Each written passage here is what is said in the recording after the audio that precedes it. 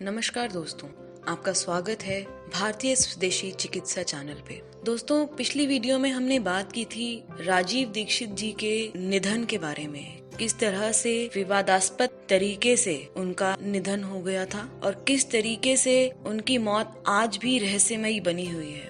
उत्तराखंड की सरकार को भी निवेदन है कि वो कृपया इस पे संज्ञान जल्द से जल्द ले और जांच बिठाएं। यदि वो जांच नहीं बिठाते हैं तो हम सीधा सुप्रीम कोर्ट जाएंगे और इस जांच को हम करवा के ही रहेंगे। दोस्तों, आज की इस वीडियो में हम जानेंगे राजीव दीक्षित जी के राष्ट्रवाद के बारे में, उनका स्वदेशी को लेके पूरा क्या मानना था, क्या प्रचार था और उनका विदेशी कंपनियों के बारे में क्या मानना था। तो आइए दोस्तों, शुरू करते हैं वीडियो को। राजीव जी का मानना था कि भारत का पूरा मौजूदा सिस्टम पश्चिमी देशों का पिछलग्गू हो गया है, जिसको बदलने की अति आवश्यकता है। भारत के एजुकेशन सिस्टम को मैकॉले की देन बताने वाले राजीव जी के मुताबिक एजुकेशन के लिए गुरुकुल सिस्टम ही बेस्ट सिस्टम है। यहाँ की जुडिशरी और लीगल सिस्टम अंग्रेजों के बनाए हुए कानून की फोटोकॉपी जैसा लगता है, जिससे कई कानून भारतीयों को अपमानित करने वाले हैं और इन्हें बदलने की बहुत ही ज्यादा जरूरत है। इकोनॉमिक सिस्टम के बारे में भी राजीव जी का मानना था कि देश का टैक्सेशन सिस्टम डिसेंट्रलाइज्ड कर देना चाहिए, क्योंकि यही देश में भ्रष्टाचार की जड़ है। राजीव जी का दावा था कि देश का 80% टैक्स रेवेन्यू नेताओं और ब्यूरोक्रेट्स के हिस्से में जाता है। भारत के बजट सिस्टम को ब्रिटेन से प्रेरित बताने वाले राजीव जी 500 और 1000 के नोट बंद करने की सलाह देते थे।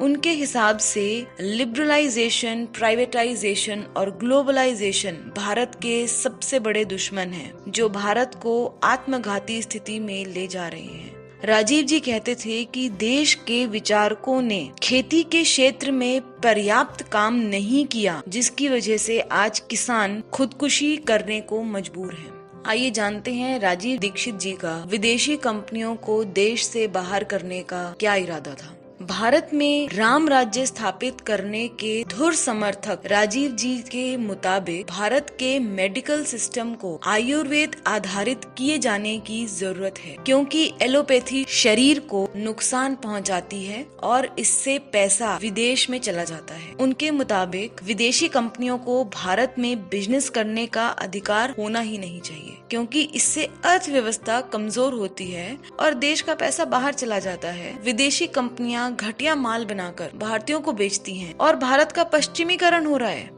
अपने कैंप्स में इन्होंने भारतीय कंपनियों के नाम के पर्चे भी बंटवाए, ताकि लोगों को पता चले, वे जागरूक हो सकें कि कौन सी कंपनियां विदेशी है और कौन सी कंपनियां भारतीय हैं। स्वदेशी का प्रचार भी राजीव जी ने जोर शोर से किया। गाय के गोबर से ईंधन बनाने और गोरक्षा की बात करने वाले राजीव जी के राष्ट्रवाद की अवधारणा काफी हद तक राष्ट्रीय स्वयंसेवक संघ RSS के राष्ट्रवाद की अवधारणा से मिलती जुलती है। एमटेक करने के बाद इन्होंने पूरे देश में घूम घूम कर स्वदेशी का प्रचार किया। खुद को गांधीवादी कहने वाले राजीव जी ने 13,000 से ज्यादा व्याख्यान किए, जिसके बाद इन्हें 6 लाख से ज्यादा समर्थक होने का भी श्रेय प्राप्त होता है। अपने व्याख्यानों में ये भारत के शानदार इतिहास का जिक्र करते हुए सब कुछ स्वदेशी रखने का आग्रह करते थे और उनकी बात के पक्ष में कई विचित्र दावे पेश करते थे।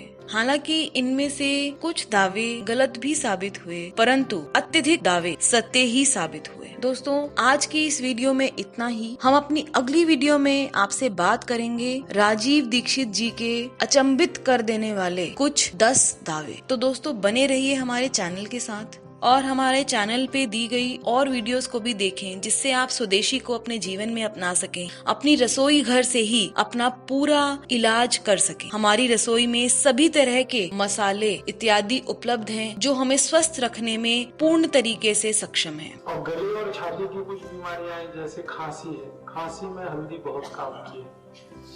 हल्दी को ऐसे सीधे गले में डाल दो, खांसी 1 मिनट में बंद होती है।